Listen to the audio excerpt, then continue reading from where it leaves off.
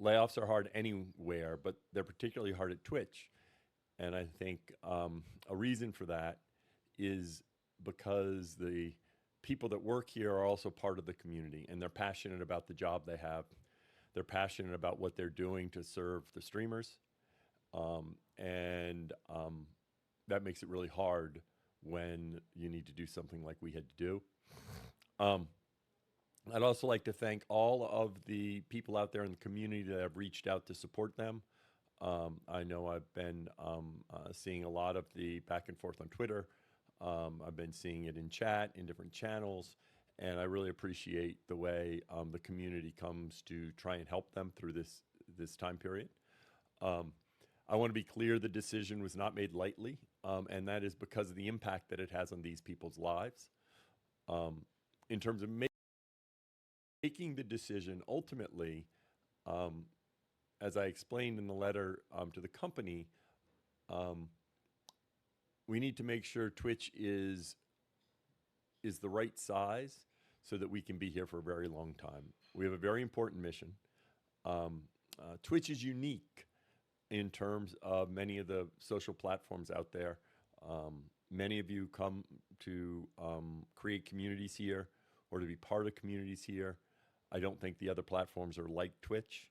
And it's critical that Twitch is here, not just today, not just tomorrow, but 50 years from now and 100 years from now. And our job is to run Twitch in a manner that can ensure its prosperity, it's thriving, and then it's here for you and your communities that you've built. Because I don't think the other platforms actually are like Twitch at all. And I think what happens on Twitch is important. And that's why we need to make sure when we run the company that we're running in a way that is sustainable over time.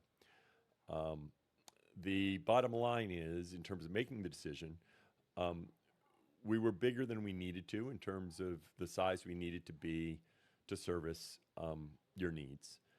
It's something that it's not just since COVID, and this is not unique to Twitch, that in fact it's quite common for tech companies to size their organization thinking about where they might be in 3 or 4 years. And of course, we have big dreams at Twitch in terms of where we're going to be and how we're going to be able to continue to grow with live streaming. However, we really need to run the company based upon where we're at today. So Twitch has posted a letter about the layoff titled "A Difficult Update About Our Workforce." To the Twitch community, I wanted to send a short note to let you know that we've made the difficult decision to reduce the size of our workforce today. At this point in time, we are focused on communicating with our employees and providing them with clarity on how this impacts each of them. We greatly value the employees we're saying goodbye to today as blah, blah, blah, blah. Please know Twitch remains focused on serving our streamers and ensuring that this is the best place to live stream for many years to come. So Dan sent this letter out. As you all know, we've worked hard over the last year to run our business as sustainably as possible. Unfortunately, we still have work to do to right size our company. Right size? Define right size. Reduce the size of a company by eliminating staff positions, specifically when business conditions necessitate such a reduction. We regret having to share that we are taking a painful step to reduce our headcount by just over 500 people on Twitch. This will be a very hard day. Our service exists to empower communities to create together, and every single one of you has played a vital role. I know many of you are wondering why this happened over the last year. We've been working to build a more sustainable business so that Twitch will be here for the long run, and throughout the year we have cut costs and made many decisions to be more efficient. Unfortunately, despite these efforts, it has become clear that our organization is still meaningfully larger than it needs to be given the size of our business. Last year we paid out over $1 billion to streamers. What? So while the Twitch business remains strong, for some time now, the organization has been sized based upon where we optimistically expect our business to be in 3 or more years, not where we're at today. And you know why they do this, by the way? Because, you know, with the pandemic and how things, you know, blasted off for Twitch, right? Then they're like, boom, boom, boom, we're growing, we're shooting off. But Twitch has never really done much, in my opinion, has never really been that effective in acquiring new users. Twitch's growth has always been on the backs of creators, or a global pandemic is like the other thing. Every single time that Twitch has entered a new era of streaming, like the last one before that was Ninja and Fortnite. It was Ninja collaborating with Drake. Fortnite took off, and that's what carried the platform to the next echelon. So we looked at this, right? And the pandemic was the pandemic started 4 years ago. This was the boom. Almost 4 years ago, spike, and then it has some growth in 2021, and then it's pretty much tapered off since. We are still above pre-pandemic levels. You know, here we were at 1.4 million average users, average viewers, I should say, and they've been at 2.4 million average viewers. And that's a daily average.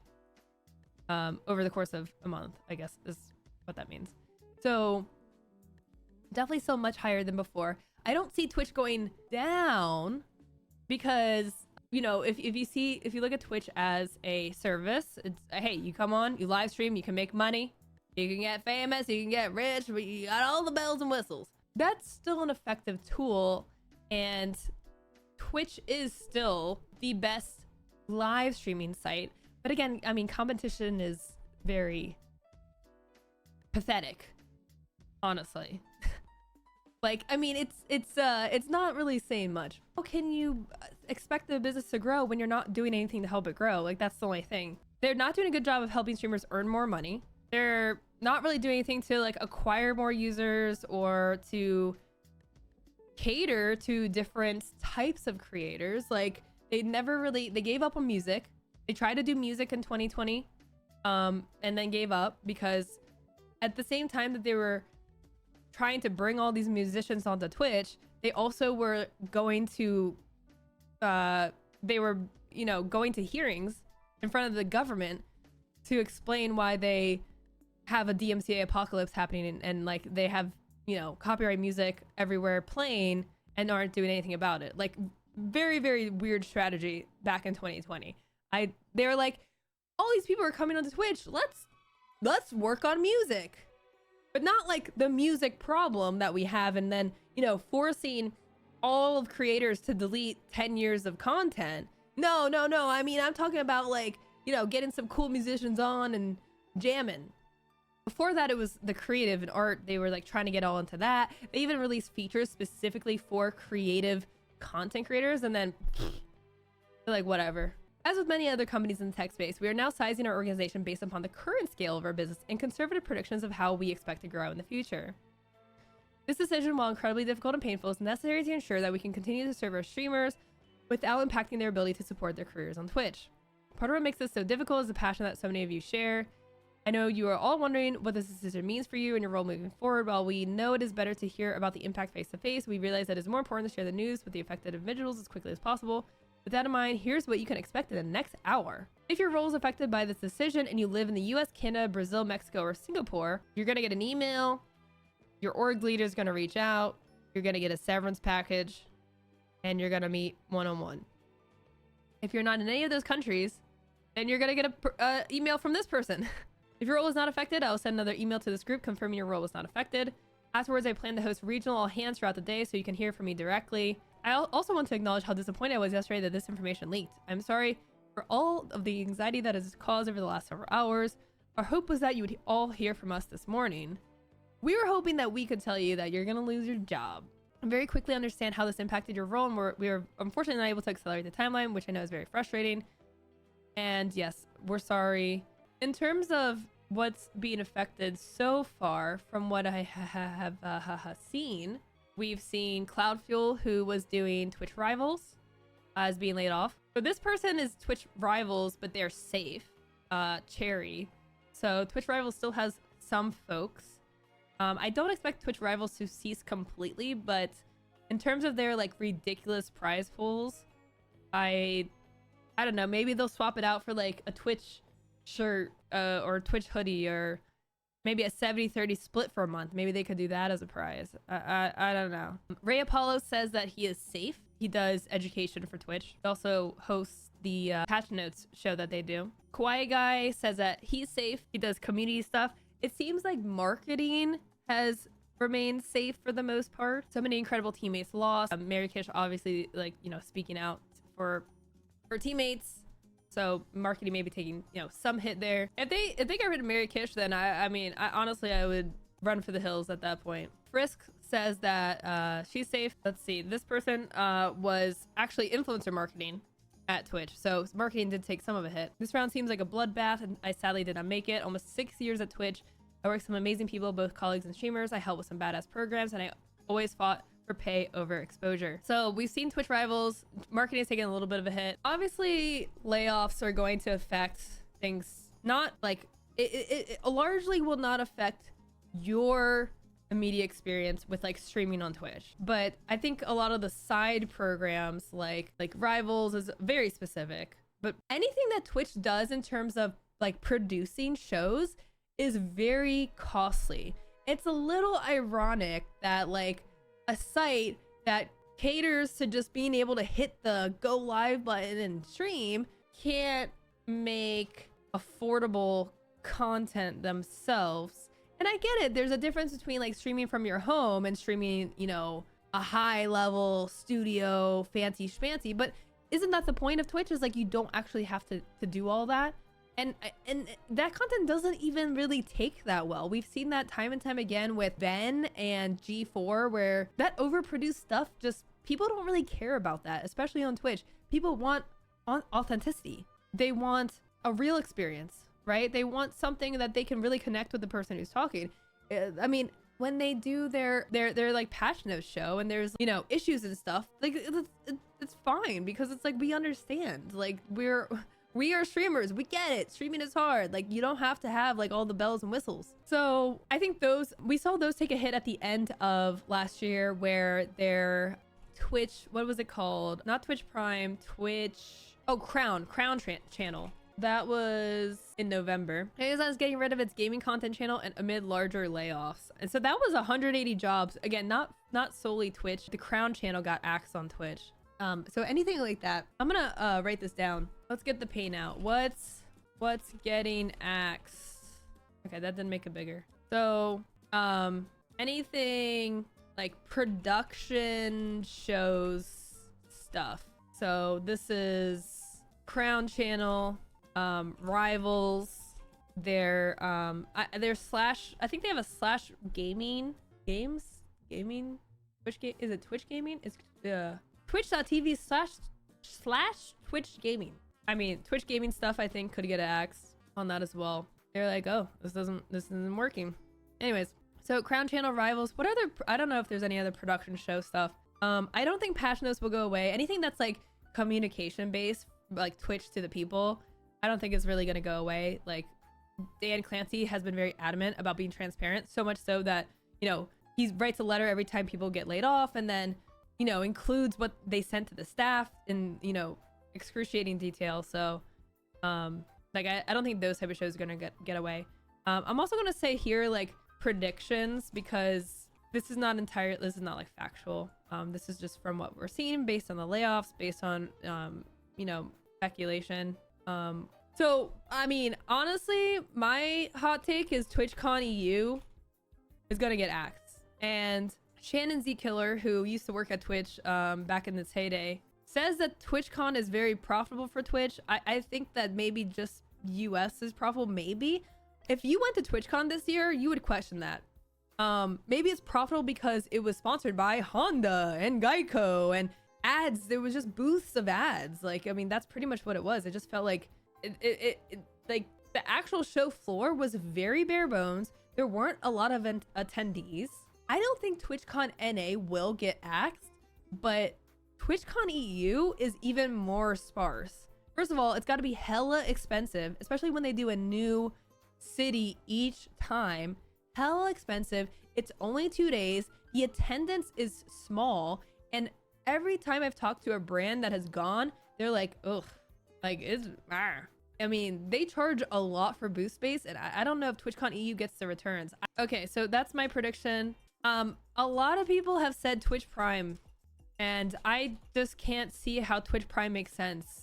It's Amazon is like full on just greedy goblin mode at this point, and they want the maximum amount of money. They're putting ads in Prime Video. You're already paying for the Prime membership. I don't see Twitch Prime lasting much longer. It doesn't give Amazon anything. I don't think anyone signs up for a $15 to $20. What is Amazon Prime these days? $15 to $20 a month to get a $5 a month sub. No one's doing that. So, and the market is relatively small. Now, if Amazon Games was thriving, if Amazon was selling games through the Twitch platform, if that synergy, business term, if that synergy was blossoming, then Twitch Prime makes a lot of sense, because gamers, you want gamers to buy the games through Amazon, to buy Amazon's games that they're making, to be in the ecosystem. But it's not working right now. Amazon Games has had flop after flop. They can't get people to get into New World. Like, I don't even know if they're playing for consumers at this point, or they're just trying to like sell AWS servers to MMOs. They haven't done it. I don't know. A meaningful sponsorship solution, we've seen a test here and there. I don't know what's happening there. So yeah, Twitch Prime, use your Twitch Primes while you still have them. Give your streamers free money. The reason why I've been hesitant to put Prime on this list is because of this letter that was penned at the end of 2022, where they say we can't do a 50-50 split. It's so expensive. And they're like, but Prime subs. Hey, you got Prime subs. Prime subs increase your revenue by 15%. So you're actually getting a 65% split, which is not how math works at all. Okay. I don't think that's how that works at all, but I mean, they hinged on Prime subs so much. So not only are streamers not getting a 70-30 split, but they're not going to be getting Prime subs either. What's left? I mean, this is all extra too. Like, I mean, this is like, you don't need Prime subs to like, you know, run Twitch, but man, that would be such a loss. Like, a lot of streamers probably make pretty good bank off Prime subs. I don't get that many Prime subs, but I'm sure plenty of streamers do. I can see Twitch treating Prime as a low tier where streamer gets no money and viewer gets a few extra emotes. You have to sub normally to get all emotes. Maybe. I got Prime for Prime Video. Yeah, I mean, I don't think Twitch viewers pay for Amazon Prime to get a free sub. It's like it's an extra thing to your Prime. I don't think if this goes away, people aren't unsubbing from Amazon Prime because they are like, oh well, I don't have value in this product anymore. Like, they're using it for a million other reasons. Now they might unsub because they're upset and they're like, screw Amazon, I'm not supporting them. But yeah, it's like they could cut this, and from Amazon's position, like, it's probably not benefiting them much at all. I think, like, you know, it probably was helpful to like show people how to sub, but now it's like, okay, now it's just sinking money every month. It's only $2.50 a sub though. Remember, like, I mean, you know, Twitch is keeping at 50%, so you resub, it's $2.50. Oh, I mean, it could add up if you're counting pennies, it's gonna add up. Anyways, anything else that we think is going to get axed or reduced in some way? Twitch is really just focused on, like, you know, on monetization, or at least they're, you know, they should be monetization, and like discovery I think is still a big one. We've heard nothing of the channel switcher in like over a year, and that's fine. I can see maybe affiliates not getting Prime subs. I mean, I don't know. Prime subs will stick around so Amazon can retain streamers. I don't think streamers would leave Twitch if they got rid of Prime. I mean, maybe some people, but like, where are you gonna, I mean, that's really the straw. I don't know. I don't really see that. Twitch leaving any more countries? I don't see Twitch leaving any more countries. I mean, I'm just gonna put South Korea because, wow, because yes, South Korea got axed from Twitch starting next month. That's a definite thing. I don't know, here, like that definitely happened. I don't see anything else happening in that regard. I mean, this is not good for Twitch. Like, yeah, it does save them money on the balance sheet, but the impact this was rough. I think Twitch on NA will get an overhaul, less expensive for businesses. No, more expensive. They started charging charities like pretty much full price for booths. Like, they used to, I don't know, either be free or super discounted, and they started just like charging charities. So no, more expensive for the people attending. And again, you're paying to go see, it's like ad central. It was like so many like ads, and like the streaming products make sense. You're a streamer, you want to check out the products. Those are very natural. Those makes a lot of sense. But it's like, check out the TurboTax, you know, booth. What are you gonna, I don't know. it felt very advertisey.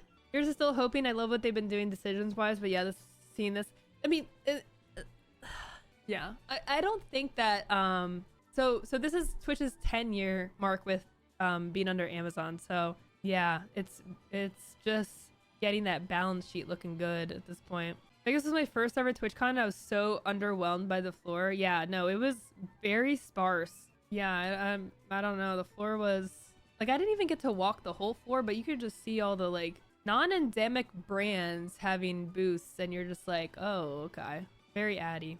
Not the best TwitchCon in terms of like the floor, and not even the city. I mean, oh my god, don't even get me started complaining about Vegas. Anyways, so there's probably a lot more I could say, and I could go on and on about what I think. I think that Dan Clancy is the CEO of Twitch, but he ultimately is, you know, under Amazon. Amazon is the boss. So as much as probably he doesn't maybe agree with the cuts, or, you know, maybe has a different vision, he does not have final say. And I don't know if maybe this was his decision or not. I'm just saying, like, Amazon has also cut, you know, a lot of things adjacent to Twitch. I will say that Twitch and the workforce is not just Twitch. Like, what I mean by that is there's a lot of people that have an Amazon email that work at Amazon but are working on Twitch.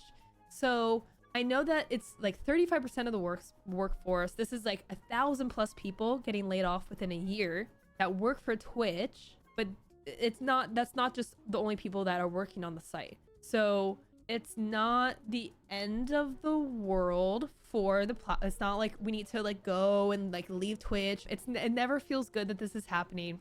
I don't think Twitch is gonna like go under in a year. Like, I think they're just trying to adjust their like, again, it's all about adjusting expectations. And I think if they work more on monetization, discovery, and also content for not like non-streaming content. Okay, anyways, that was my rant about the layoff. It sucks. It feels bad. I hate to see it. I hate to see, you know, people like, you know, some of our viewers here who are staff coming in and being like, did it make the cut? But there's still, for Twitch as a platform, it's okay. Your stream is not gonna start falling apart, hopefully. I don't know how much they're cutting from engineering. I would not expect that considering their recent announcement. Anyway, speaking of their recent announcement, perfect segue. We have Epus Vox coming on the show here in just a few minutes to talk about a really exciting announcement that Twitch is doing that hopefully reinvigorates your faith in the platform, because Twitch is essentially letting everyone run their stream at the highest quality that they can with their hardware, and saying you can do it with a really exciting partnership with NVIDIA and OBS.